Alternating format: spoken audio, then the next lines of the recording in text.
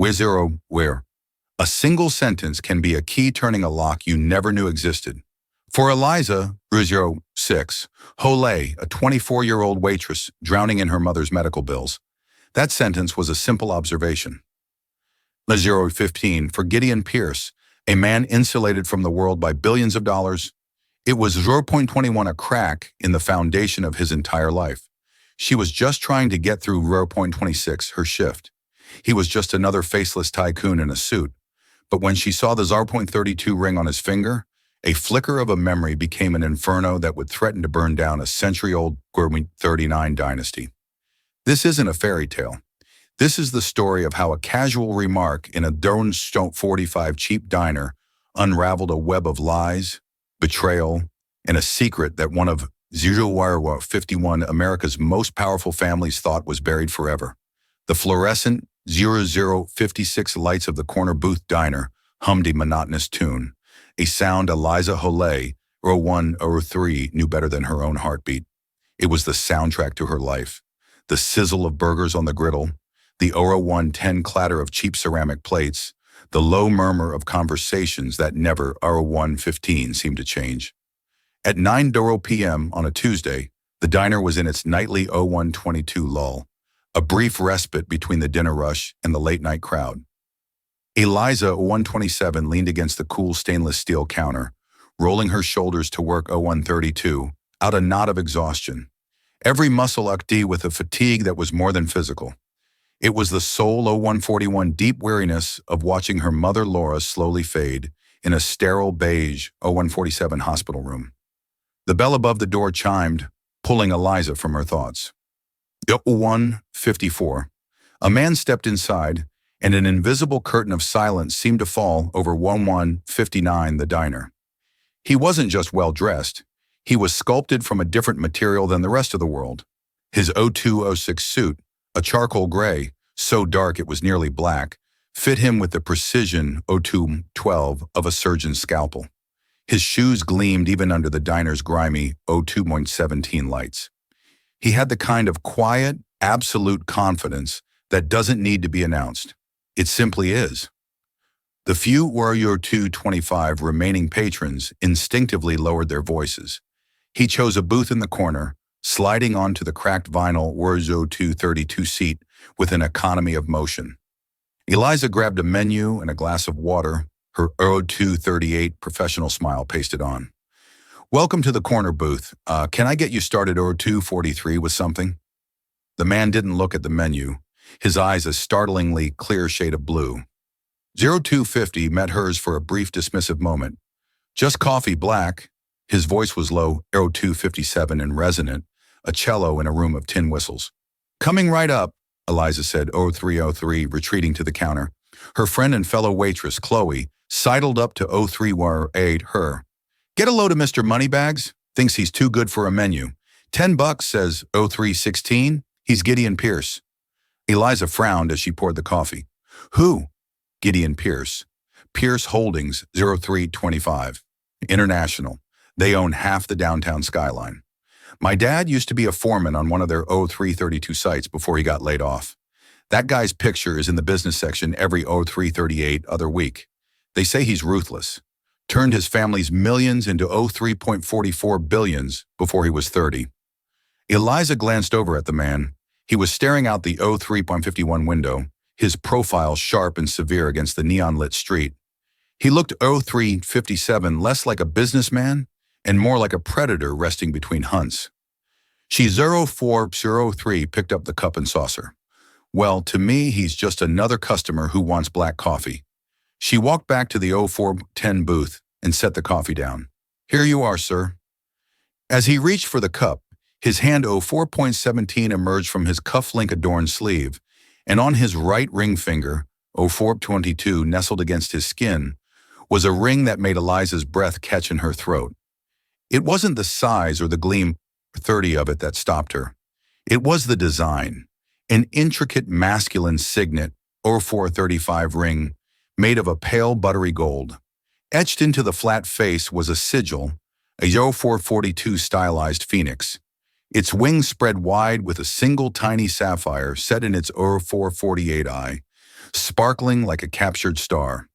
The band itself was unique, carved to look 04 and 55 like intertwined feathers. Eliza's mind reeled. She saw the same ring, not 0501 gleaming under a dinerite, but resting in a small, velvet-lined box on her 0506 mother's bedside table. Laura's ring was identical in every detail, down to the 0512 tiny, impossibly blue sapphire eye. It was her most cherished possession, the 0519, one thing she'd refused to sell, even when the medical bills became a tidal wife 24 wave, threatening to drown them. Her father, she'd always said, had given it 0529 to her on his deathbed. "It's a promise, Eliza," she would whisper 0535, her voice thin and ready. "A promise of what's right." The words 0541 tumbled out of Eliza's mouth before she could stop them. A quiet, stunned whisper. 0547. "Hi, sir. My mother has a ring just like yours." Gideon Pierce froze his hand, 0553 hovering over the coffee cup. He slowly retracted it, and his piercing blue eyes, 0558, lifted to meet hers. The casual dismissal was gone, replaced by a sudden 604 glacial intensity. He didn't speak. He simply stared, his 0609 gaze so sharp and analytical it felt like he was dissecting her, searching for the punchline to a joke she wasn't, 0616, telling. "Excuse me," he finally said, his voice 0622 dropping an octave, becoming dangerously soft. Eliza's heart hammered against her 627 ribs. She felt Chloe's worried stare from across the room. She should have 633 just walked away, kept her mouth shut. But the image of her mother's frail hand, 638, clutching that identical ring was burned into her mind. "The ring," she stammered, pointing a 646 trembling finger. "On your hand. It's the same as my mother's. The 0652 Phoenix, the little sapphire. Everything, a flicker of something unreadable." 0659 crossed his face. Not surprise, not recognition, but something harder, darker. He slowly turned his hand over, 0707, examining the ring as if seeing it for the first time. "That's impossible," he stated. "It wasn't a guess. It was a 0715 verdict." "But it's not," Eliza insisted, her voice gaining a desperate 0720 edge. "She's had it my whole life. Her father gave it to her. It's one of his 0725 kind," he told her. Gideon Pierce placed his hand flat on the table of the ring, a 0732 silent golden accusation. His gaze was cold steel. "This ring," he said, 0739, enunciating each word with chilling precision, "has been in the Pierce family for over 100 years. It was custom-made 0747 for my great-grandfather, all Alaric Pierce. There is no other. There has 0753 never been another. You are mistaken." The finality in his tone felt like a 0759 slap. He was calling her a liar, or worse, a fool. The injustice of it piled Oakshire-Stun 05 on top of her exhaustion, and fear for her mother ignited a spark of defiance, 8R11 in her. "I'm not mistaken," she said, her voice low but firm. "I've held it in 0819 my hands 1,000 times. I know every detail on it. I could draw it from 0825 memory." He leaned back, a faint, condescending smile touching his lips. 0830. It didn't reach his eyes. "A fascinating story. What is your name?" "Eliza." "Eliza, 0838. Holay." "Well, Miss Holay," he said, picking up his coffee cup and taking a slow, 0844 deliberate sip. "Your mother is either a liar or a thief. Because the only way 0850 she has a ring like this is if it's the one that was stolen from my family 55 years ago." He set the cup down with a soft click. The sound echoed in the 0902 sudden silence of Eliza's world. Stolen. The word hung in the air, thick and 0908 poisonous. Her mother, the gentlest, most honest person she knew, a thief. 0914. The accusation was so absurd, so vile, it was like being told the sun rose in 0920 the West. Gideon Pierce reached into his suit jacket, pulled out a slim leather 0925 wallet, and extracted three $100 bills, placing them on the table. It was more 0932 than she made in 2 shifts. It was an insult, a dismissal for the coffee, and 0938 your time, he said, his eyes already looking past her toward the door. 0943 stood up, the power of his presence filling the small booth. He was already gone, moving on, leaving her in the 0950 wreckage of his words. As he walked toward the exit, Eliza found her voice. 0956. She's not a thief. He paused at the door, his back to her. He didn't turn 10:02 around, but his voice carried clearly across the quiet diner. 10:07, then prove it. The bell chimed again, and he was gone, leaving Eliza standing 10:13 in the middle of the corner booth, her heart pounding, the hum of the lights now sounding like a scream. The 3 10-20 crisp bills on the table felt like blood money. She hadn't just served coffee to 1026, a billionaire. She had stumbled into a story, his story, and in doing so, she 1032 realized with a cold dread she may have just destroyed her own. The drive to the 1038 hospital was a blur of traffic lights and the anxious thumping of her own 1044 heart. Gideon Pierce's words echoed in her head. A liar or a thief? It was 1050 preposterous. Laura Hollet was a woman who would walk back into a store to return a few cents, 1056 of extra change. The accusation was a poison dart, and Eliza felt its venom 1102 spreading through her. She found her mother sleeping, her face pale and sunken against the pristine white of the 1109 hospital pillow. The ever-present beep of the cardiac monitor was a fragile 1114 rhythmic reassurance. On the small bedside table next to a glass of water and a well-worn book of 1121 poetry sat the small, dark blue velvet box.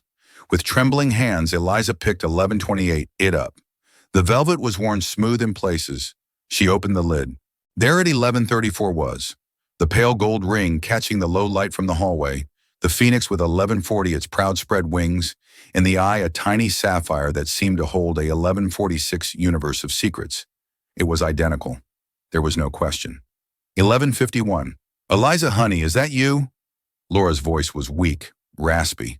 Eliza quickly shut the 1157 box and turned, forcing a smile. Hey, Mom. I didn't mean to wake you. Your 12:03 late rough shift. Laura's eyes, though clouded with illness, were still sharp, still full of 1210, a fierce love that had been Eliza's anchor her entire life. The usual. Eliza 1218 couldn't bring herself to tell the truth. How could she voice such a monstrous accusation to this frail 1225 woman? How are you feeling? Like I've been run over by a very slow, very 1231 expensive truck, Laura said with a weak smile. The doctors were in. More talk 1238 of options. It all sounds the same. She shifted in the bed, wincing, and her 1244 eyes fell on the box in Eliza's hand. Her expression changed. The weariness 1250 was replaced by a familiar, guarded look. You were looking at the ring. 1257. Eliza hesitated. I was just thinking about it, about Dad. 1305, Laura's hand, thin and crisscrossed with blue veins, reached out and she patted 1310, the mattress beside her. Eliza sat down. Your grandfather, Laura corrected 1315 gently, as she always did. It was my father who gave it to me, not 1321 yours. Eliza's father had been a good man, a mechanic who died in a workshop accident 1328 when she was 10, leaving behind nothing but debts and happy memories. The ring 1334 predated him. Right, Granddad, Eliza said, her mind racing. Mom, tell me 1341 about him again. About the ring? Laura's gaze drifted to the window, to the dark sky outside. 1349. There's not much to tell that you haven't heard. My father Owen was a quiet man, a brilliant man, an engineer. 1357, he worked for a big corporation back east. He said the ring was payment for a 1402 promise, a promise that was broken by powerful men. What kind of promise? 1408, Eliza pressed, trying to keep her voice casual. He never said, only that it was 1414, about recognizing what was right. He made me swear to never sell it to keep it safe. He said, one day it might be 1421, the only proof we have. Proof of what? A flicker of fear, real and raw, crossed 1428 Laura's face.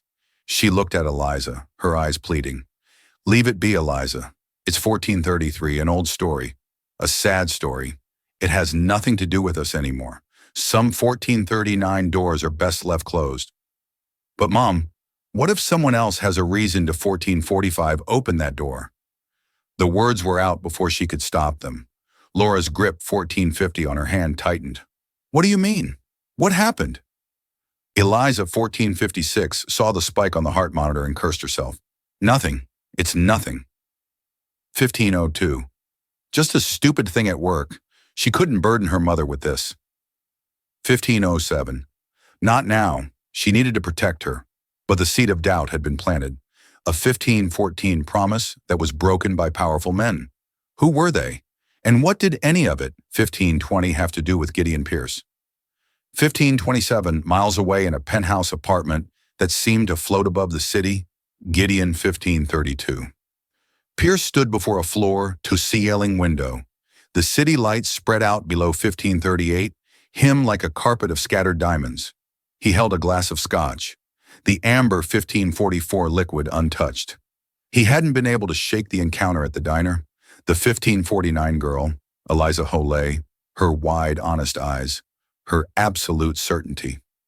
My mother, 1556, has a ring just like yours. It was ludicrous. And yet he walked over to a 1603 heavy mahogany desk and switched on a green-shaded lamp.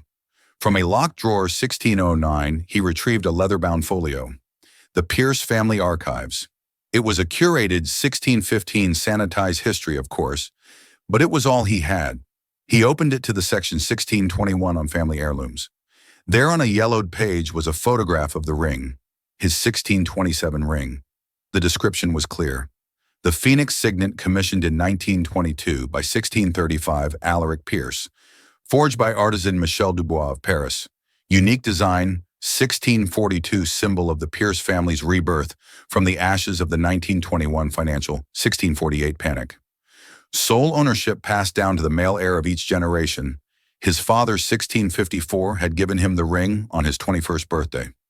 It represents our resilience, Gideon, he'd said, his 1702 voice thick with pride. We always rise. Never forget that. Gideon's 1707 phone buzzed on the desk. He glanced at the screen. Genevieve Adler, 1713, answered. Adler, you're still up, came a crisp, no-nonsense voice. Genevieve Adler was more 1721 than his lawyer. She was his fixer, the executive of his will, and the keeper of his secrets. Something has come up. 1729, Gideon said, his voice tight. I need you to run a background check 1734 discreetly. Another hostile takeover. A person. Her 1740 name is Eliza Holay. She works at a diner on 6th Street called the Corner 1745 Booth. Her mother's name is Laura Holay. I want to know everything. Financials, 1752 family, history, where they came from, who their people were, everything. There, the 1757 was a brief pause on the other end of the line. Genevieve was too professional to ask why, but he could feel her 1804 curiosity. Is this a personal or professional matter, Gideon? Gideon 1810 looked at the ring on his finger, the phoenix staring back at him with its cold sapphire eye. 18. I'm not sure yet, he admitted, a rare moment of uncertainty. 1823, but it has the potential to become problematic. He thought back to the story his 1829 grandfather used to tell a story, told only in hushed tones after a few, to 1835, many brandies about Alaric Pierce's younger brother Daniel. How Daniel had 1841 betrayed the family, tried to steal Alaric's designs for a new kind of turbine engine, and in his greed had 1848 taken the spare signet ring Alaric had foolishly commissioned Daniel. The story 1854 went was disowned, cast out, and the ring was lost with him, a symbol of 19-upward treachery. But the official family history, the one in the folio, never mentioned a second ring. It never 1907 mentioned a brother named Daniel. It was a ghost story, a family legend until 1913 now. Find out who Laura Holloway's father was. Gideon commanded his voice, 1920 hardening again the moment of uncertainty passing. I want his name. I 1926 want to know what he did for a living, and I want to know if he ever, for any 1931 reason, crossed paths with my family. He hung up the phone. The waitress had said 1937 her grandfather gave her mother the ring. A quiet engineer, 1942 broken promises, powerful men. For the first time in a very long time, Gideon, 1949. Pierce felt a sliver of something other than control. It felt like walking on 1954 thin ice, hearing the first faint crackle of it, giving way beneath his feet. He had told the girl to prove it. 2003, but now he realized with a grim certainty he had to do the same. He had 2008 to prove his own story was the truth. 3 days later, the name arrived in a single 2014 encrypted line of text from Genevieve Adler Owen Callaway. The name meant 2020 nothing to Gideon. He ran it through the private databases of Pierce Holdings, 2025 cross-referencing it with employee records, contractor lists, and financial dealings going back a century. Nothing. 2033. No Owen Callaway had ever worked for or with his family's company. He felt a 2039 wave of relief quickly followed by suspicion. It was too clean. He was 2044 stewing in his office, a vast expanse of glass and steel on the 80th floor, when 2050 Genevieve herself appeared at his door. She was a severe woman in her 50s, 2057 always dressed in impeccably tailored suits, her gray hair pulled back in a 2102 tight shiny. She held a thin file. "You're not going to like this," she 2108 said, forgoing any greeting. She placed the file on his desk. Gideon opened it. 2114 inside were public records, a birth certificate for Laura Ann Callaway, born in Wilmington, Delaware. Father 2122, Owen Callaway, mother Helen Callaway, and then another document, a patent 2129 application from 1968. Inventor Owen Callaway, invention, a 2135 novel gearing system for high-torque industrial turbines. A SNE of patent 2142 none. Application withdrawn. Gideon's blood ran cold. He recognized the 2148 schematic. It was a primitive but unmistakable precursor to the Pierce Mark III turbine, the very invention 2156 that had catapulted his grandfather's company from a regional player into a 2202 global powerhouse in the early 7s. The invention credited solely to his 2207 grandfather, William Pierce. The application was withdrawn on October 22nd, 13/12, 1968. Genevieve said, her voice flat. According to banking records I-2219 accessed on October 14th, 1968, Owen Callaway made a one-time cash deposit of $2226, $50,000 into his savings account, a significant sum for an engineer at the 2231 time. He quit his job a week later, moved his family, and never worked in engineering again. He died of a heart 2239 attack 6 years later at the age of 42. The pieces clicked into place with 2246 sickening clarity, a non-disclosure agreement, a cash payoff, a brilliant 2253 idea, bought and buried under the Pierce name. So he was bought off. Gideon said 2259, the words tasting like ash. My grandfather stole his invention and paid $2304 him to keep quiet. It appears that way, Genevieve confirmed. The $50,000 was likely 2311 positioned as a consulting fee to keep it legal. There's no paper trail linking 2317 it directly to the patent. Of course, your grandfather was meticulous. And the 2322 ring? Gideon asked, looking at his own hand. That, Genevieve said, is where at 2328 gets strange. I found the jeweler who bought the assets of Dubois Ace of 2334 Paris. The records are ancient, but their ledgers were like your grandfather, meticulous. In 1922, 2341, Alaric Pierce commissioned 2 identical Phoenix signet rings. He paid $2346 for both. There's a note in the margin in the artisan's hand. She slid a 2352 translated copy across the desk. It read, one for the builder, one for the 2358 dreamer. May they fly together. 2 rings. The family ghost story wasn't a 2404 story. It was true. His great-uncle Daniel existed.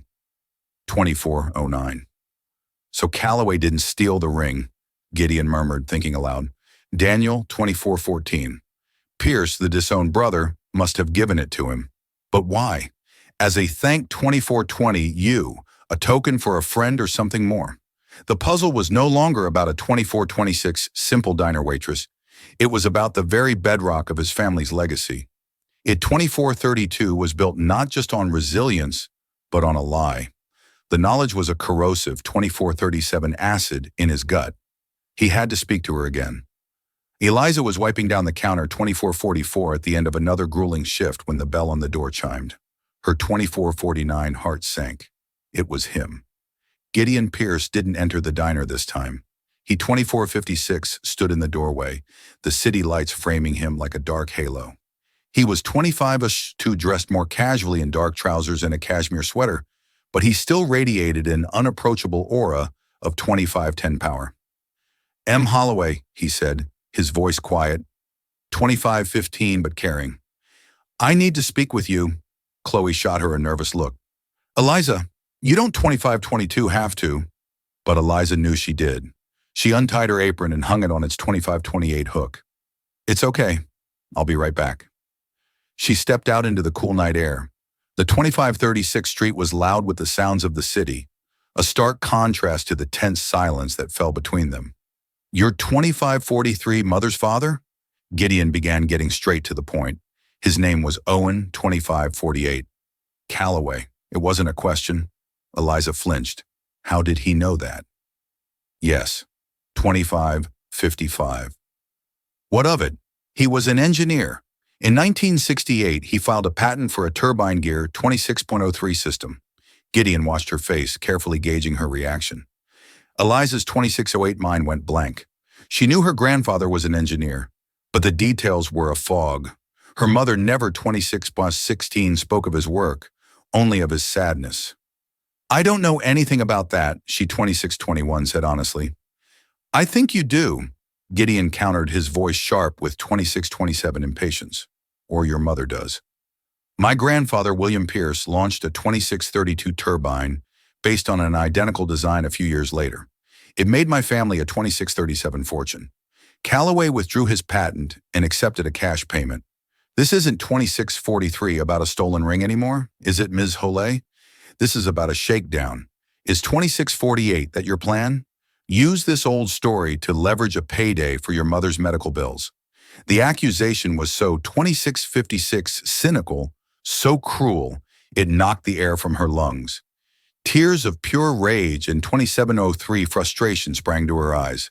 How dare you, she whispered, her voice 2709 shaking. You stand there in your 1000 sweater looking down on us.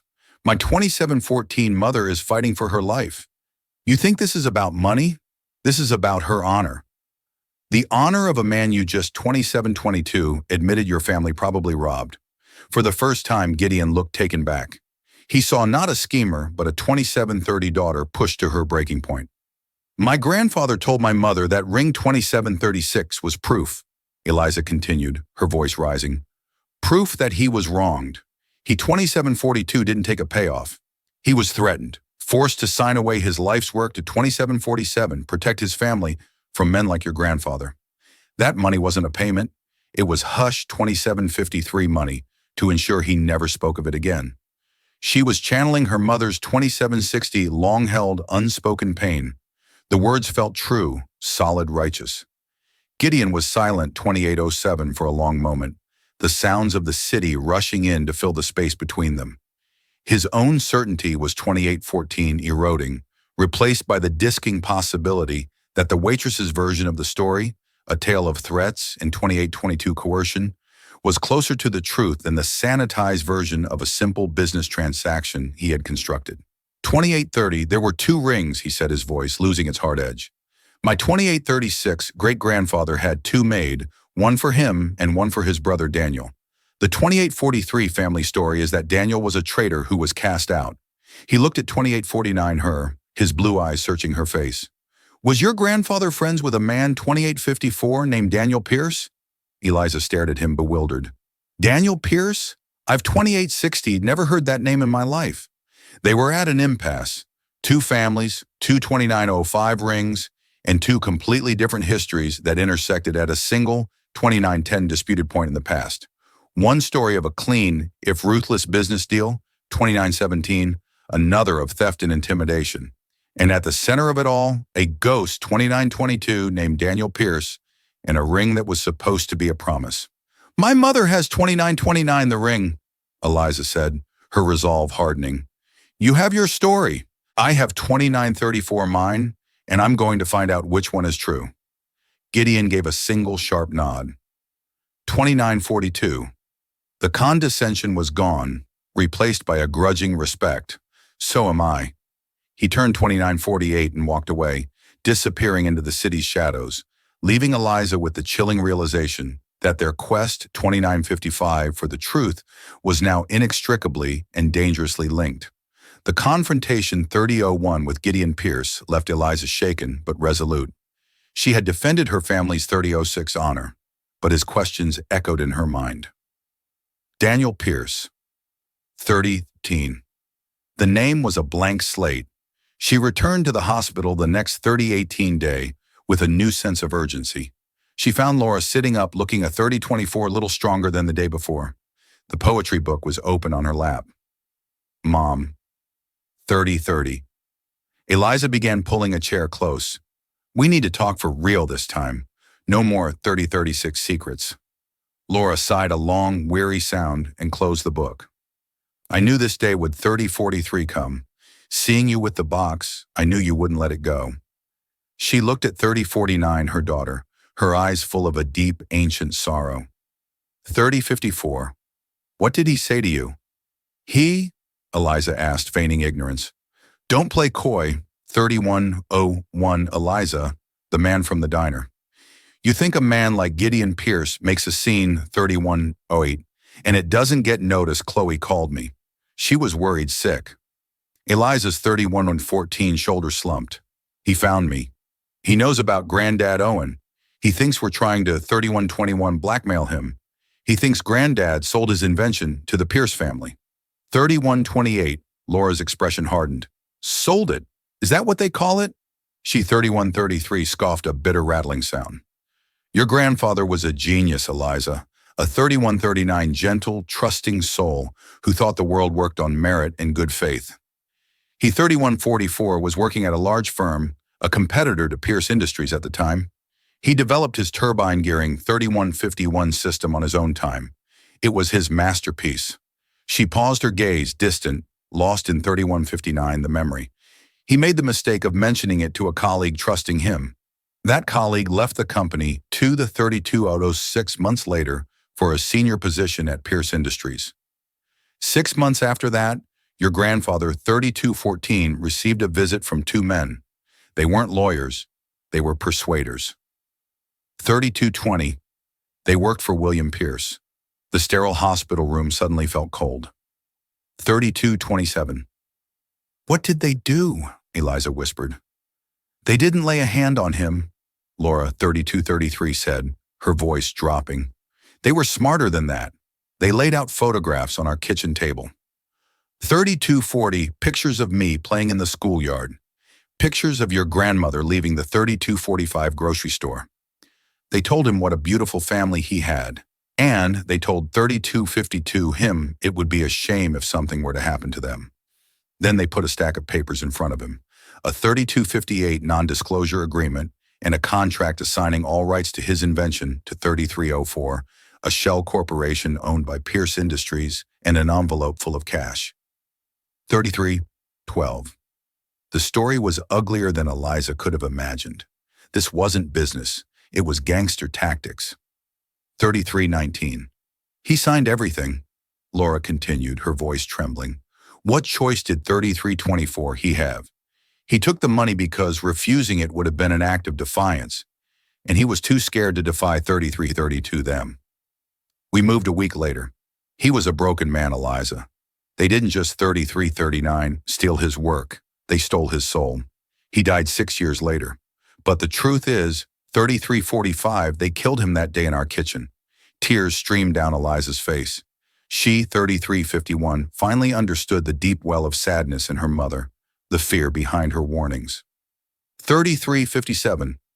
But the ring, Mom, Eliza pressed gently. Where does the ring come into it? Who 3404 is Daniel Pierce? Laura flinched at the name, a genuine 3409 startled reaction. Where did you hear that name? Gideon told me.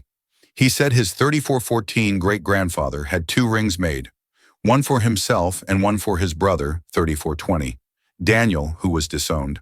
Laura was silent for a full minute, her 3425 brow furrowed in concentration. Daniel Owen never said the name Pierce. 3432, he only ever called him my friend, his only friend in that terrible time. 3438, she began to recount a different part of the story, one she'd never shared. After 3444, Owen was forced out. He fell into a deep depression, but one man sought him out. 3451, a man who introduced himself only as Daniel.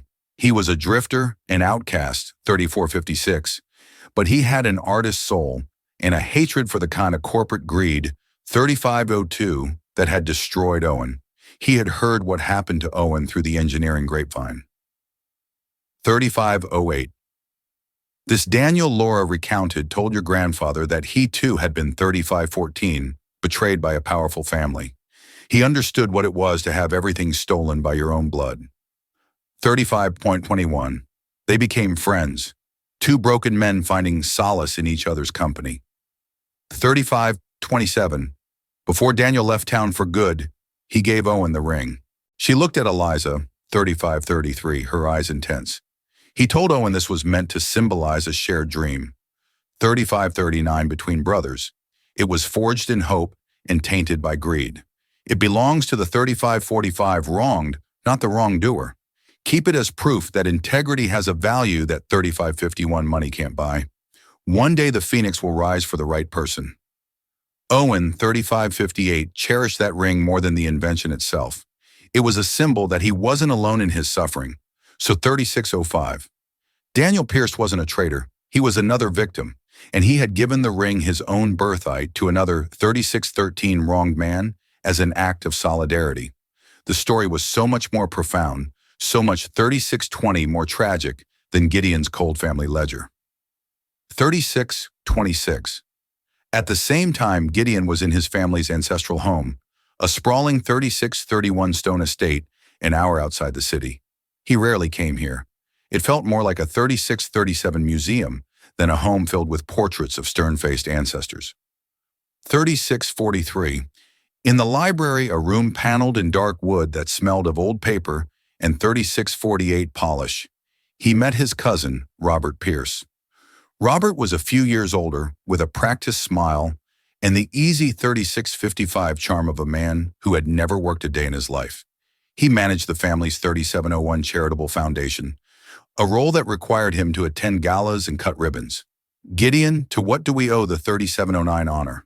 Robert said, pouring 2 glasses of brandy, tired of the concrete jungle. 3716. I'm looking for information. Robert, Gideon said, cutting to the 3721 chase about great-uncle Daniel. Robert's smile faltered for a fraction of a 3727 second. Daniel, the black sheep, that old ghost story, what's gotten into you? 3735. I have reason to believe the story is true, and I need to know the details. The real details, not the sanitized 3742 version. Robert swirled the brandy in his snifter, suddenly looking 37.47 thoughtful. Well, you know the legend. He was the younger brother, the artist, the 3754 dreamer. All Alaric was the pragmatist, the builder. Daniel apparently accused 3801 Alaric of stealing his ideas for the company's early successes, tried to stage a boardroom coup. When it failed, 3808, he vanished, but not before stealing a valuable ring and supposedly selling 3814 company secrets to a rival. Robert sighed dramatically, a classic tale of 3820 sibling rivalry and betrayal. It's why the line of succession has always been 3826, so rigidly defined, to prevent another Daniel. This was the story Gideon had always 3832 known. But hearing it now, it felt thin theatrical, a convenient narrative to 3839 justify Alaric's consolidation of power. And you believe that? Gideon, 3845, asked. Why shouldn't I? It's our history, Robert said with a shrug. 3851. It's a bit dramatic, sure, but it explains why the family closed ranks. 3856. Why Grandpa William was so aggressive in his business dealings? He was protecting the family legacy from vultures from 3903, another betrayal. He leaned forward, his voice conspiratorial. Why the sudden interest? Did one of his 3910 descendants crawl out of the woodwork looking for a handout? The question was casual, but the look in Robert's eyes, 3918, was sharp probing. Gideon felt a sudden instinctual distrust.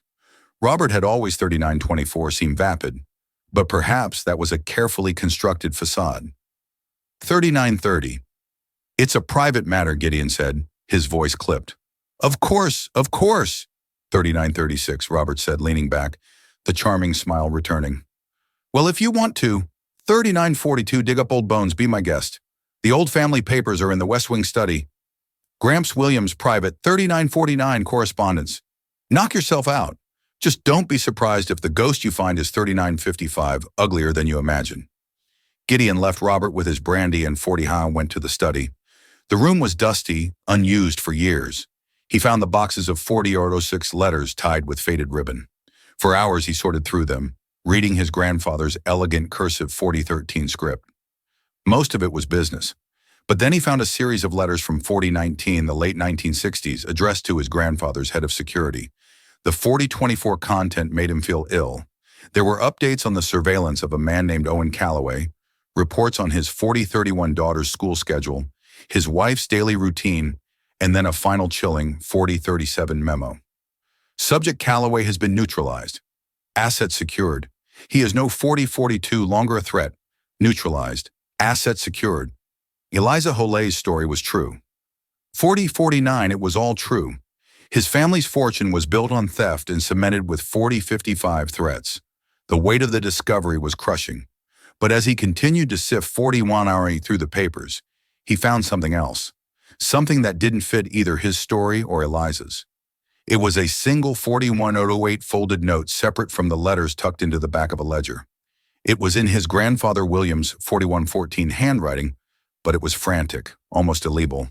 He knows I found him. He can 4121 ruin everything. Daniel is the key. Must protect the name. The note was undated. 4128. Who was he? And who was our Robert? It seemed too convenient. And what did it 4134 mean? Daniel is the key. Daniel was supposed to be a ghost, a 4140 long-vanished traitor. But this note written decades after Daniel's 4145 disappearance spoke of him as a present active threat. 4150. Gideon stood in the dusty, silent study, holding two conflicting testaments. In 4156, one hand, the sordid truth of his grandfather's crime against Owen Calloway. In the other, a cryptic note 4203 that suggested a deeper, more complex conspiracy was at play.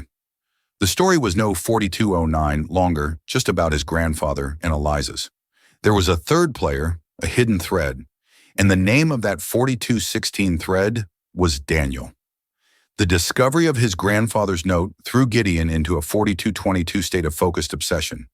He knows RH found him. Daniel is the 4228 key. It was a cipher. And Gideon knew he couldn't crack it alone. The animosity 4234 between him and Eliza had melted away, replaced by the grim reality that they 4240 were the only two people with a stake in the complete truth. He found her where 4245 he knew she'd be in the hospital cafeteria, staring into a cup of coffee with the same haunted expression he saw 4252 in the mirror.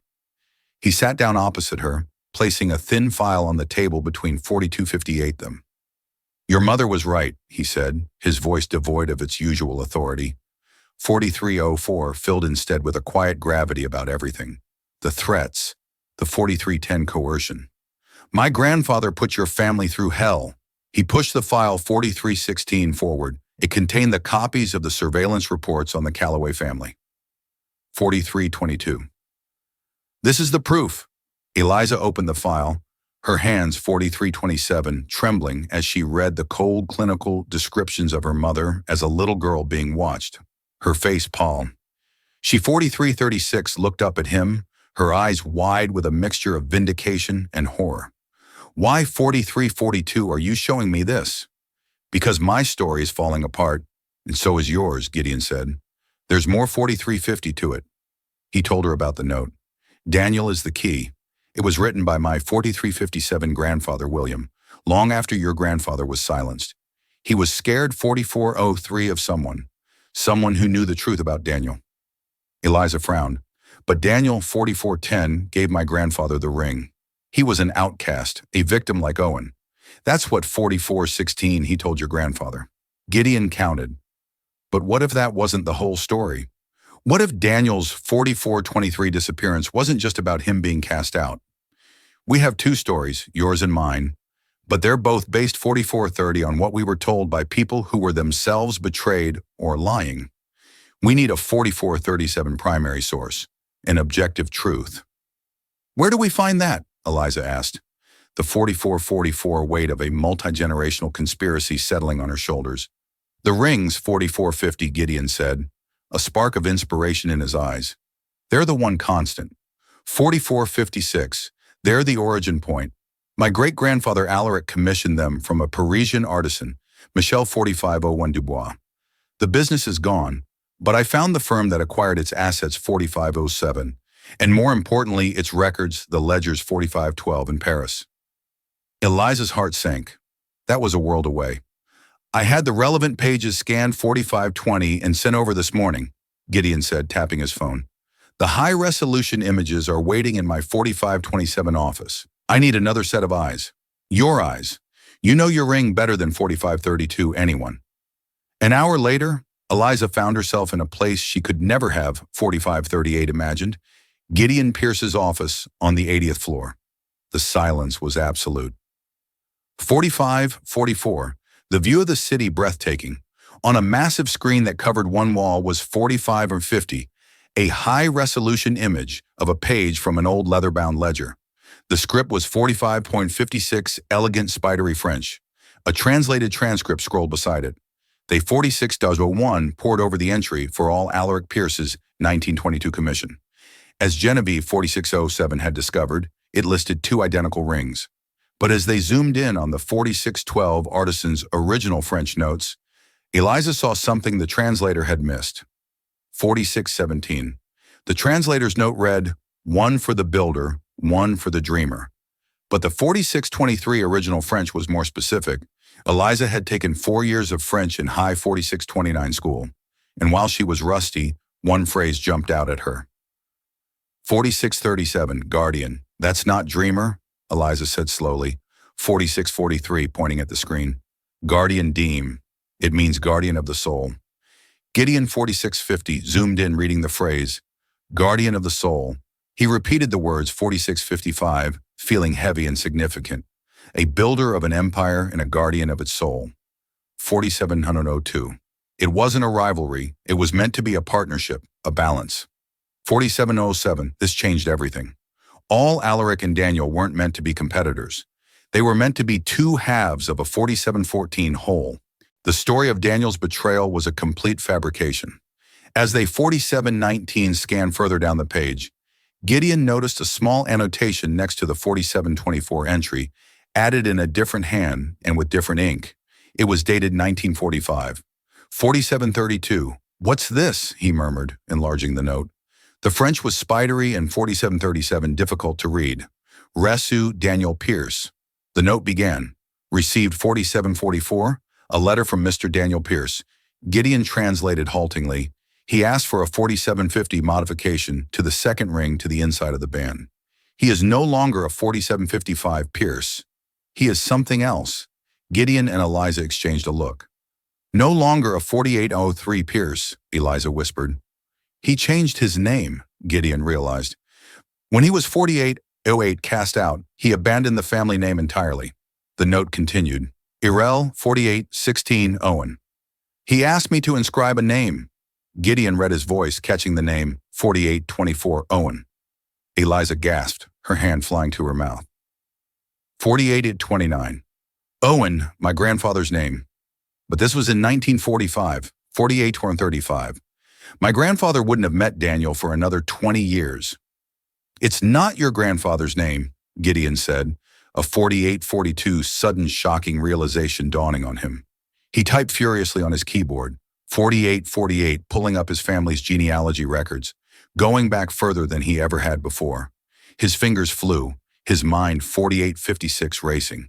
He found his great-grandfather, all Alaric Pierce, then his 4901 great-grandmother, Beatrice, and then he found her family tree, Her maiden 4907 name was Beaumont, and her father, Alaric's father-in-law, his name was 4912.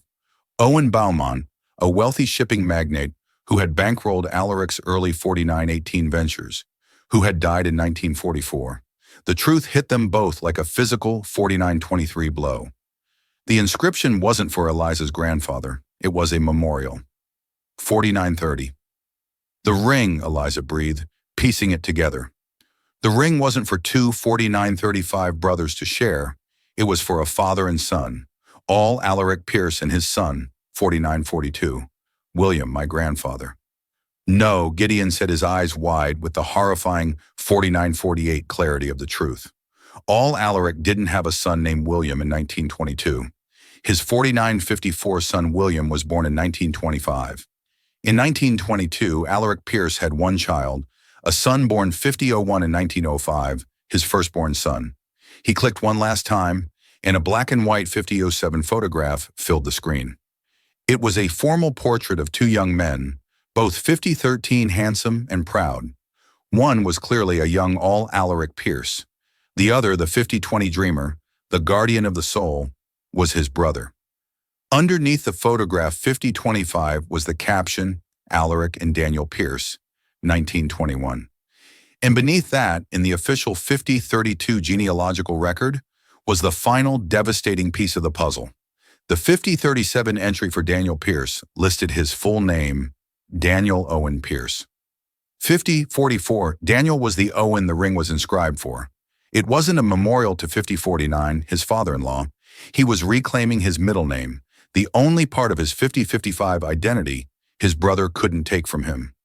The twist was so profound, so 50 complete, that the room fell silent. The entire family history was a lie. Daniel 5108 wasn't the younger brother. Based on his birth year, he was the older brother. He 5113 should have been the heir. All Alaric was the younger son, the builder.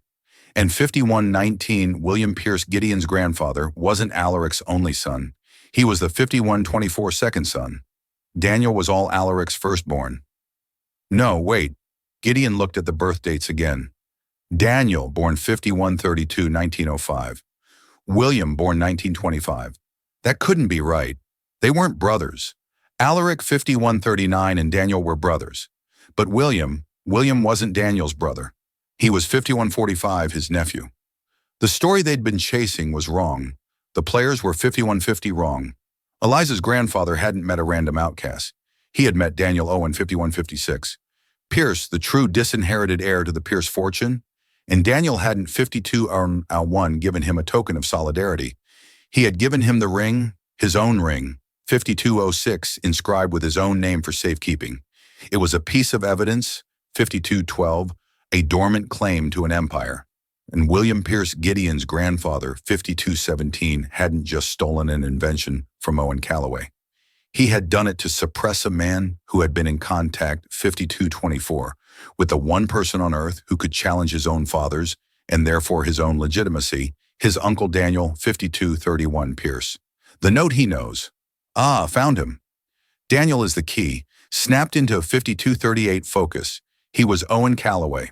R was likely Robert's father or grandfather, 5244, another part of the conspiracy. And Daniel was the key because his existence, 5250, and his connection to Calloway threatened to unravel the foundational lie upon which William Pierce's entire 5257 life and fortune were built. They hadn't just silenced an inventor. They were 5304 silencing a witness. The truth pieced together from the artisan's ledger was 5309 more corrupt than they had ever imagined. Daniel Owen Pierce, the rightful heir, had been systematically 5317 erased from history. Gideon's grandfather, William, had silenced Owen Calloway, not over a simple invention, 5325, but to bury the foundational lie of their family's power. It became 5330 terrifyingly clear that Gideon's cousin Robert knew this dirty secret and was 5336 positioning himself to use it as a weapon in a corporate power play. There was only one place to force a reckoning, 5343, the annual Pierce Foundation Charity Gala. Robert's personal stage. For 5349 Eliza, her mother's presence was non-negotiable. This fight was no longer just about 53 out of 55 uncovering the truth. It was about delivering justice. And for that to happen, the victim's voice had to be 5402 heard. The grand ballroom glittered with false brilliance, a perfect setting for the 5408 unmasking. Robert was in his element, the charming, benevolent host. That was until he saw 5415, Gideon and Eliza, cutting a path directly toward him. His practiced smile became a 5421 brittle facade. Robert Gideon began his voice low and 5427 cold, cutting through the pleasantries. The games are over. We know about Daniel 5432 Owen Pierce, the true heir. Robert scoffed, preparing a condescending 5437 dismissal. Gideon, you've clearly been listening to fairy tales from he was 5442 cut off by a woman's voice, weak but amplified by a microphone that sliced 5448 through the ballroom's polite chatter. His fairy tale cost my father his life. 5455. A hush fell over the room. All eyes turned to the entrance where Laura Holloway sat in a wheelchair, her gaze 5502 locked on Robert with an intensity that defied her frailness. William Pierce 5509 destroyed my father because he was friends with the honorable man your family threw away, Laura declared. My 5515 father was forced to keep your secret. I will not. As gas rippled through the stunned 5522 crowd, the massive screens on stage meant to display photos of the foundation's good works flickered. Eliza 5529 held up her phone, and the damning image from the Parisian Ledger filled the screens for all to see. The entry 5536 detailing the commission for 2 rings and the name to be inscribed within the second Owen. Trapped, Robert stared from 5544. Laura's accusing face to the irrefutable proof on the screens. He was cornered by 5550, a ghost from the past, and evidence set in stone. Gideon stepped forward, his 5556 voice ringing with chilling authority. My family's legacy is built on a lie, 5602, he announced to the captive audience. A lie my grandfather silenced a man to 5609 protect, and a lie my cousin, he turned, pinning Robert with a glare, planned to 5620 use for his own personal gain. The public accusation pushed Robert over 5620 the edge. His carefully constructed composure shattered into pure unrestrained rage. You fool, Gideon, 5630 he hissed, forgetting the live microphone just inches from his mouth. I was trying to protect us. I knew the 5636 truth, and I kept it buried. You and your pathetic little waitress have ruined everything. 5643. The confession, amplified for all to hear, echoed in the dead silence of the ballroom. In a single 5649 self-incriminating breath, Robert had confirmed a century of corruption, and 5654 authored his own spectacular downfall. He stood alone, exposed under the 57-hour glittering chandeliers, the king of a corrupt castle that had just crumbled to dust around him. The aftermath of the 5708 gala was a whirlwind of headlines and resignations. The Pierce dynasty was shaken, but in the ensuing quiet, it was 5716 being reborn, not broken. Weeks later, in a sun-drenched private hospital suite, 5723, a fragile peace had settled. Laura Holloway, looking out over a green garden, had a light in her eyes that 5730 Eliza hadn't seen in years. The weight of a lifetime of secrets had finally, 5736, been lifted.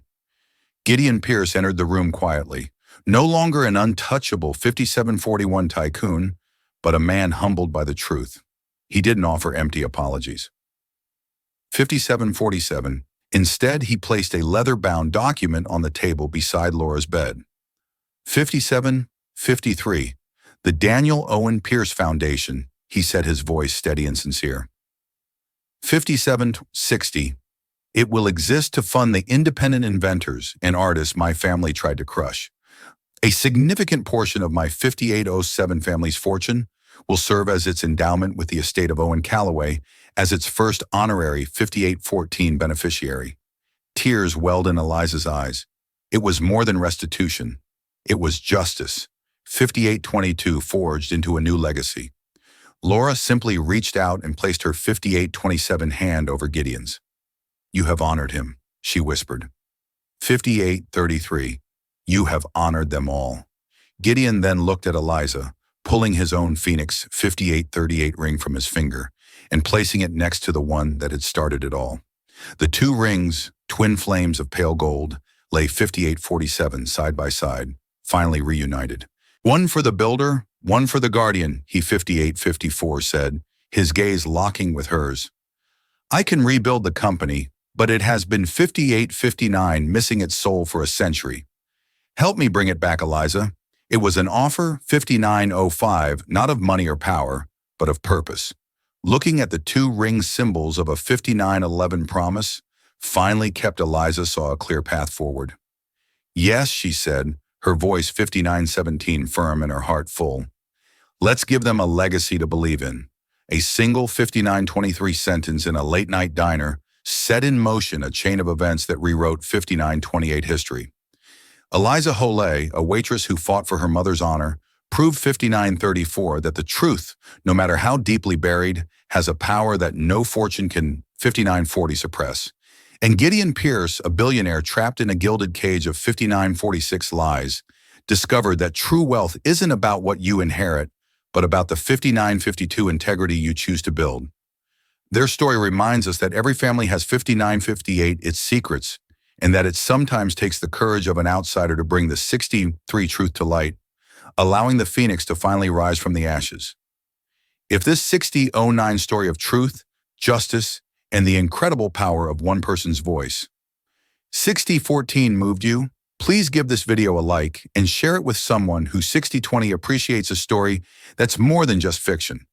Don't forget to subscribe 6025 to our channel for more true life dramas that will stay with you long after the 6032 screen goes dark. Click that notification bell so you never miss a 6037 upload. Thank you for listening.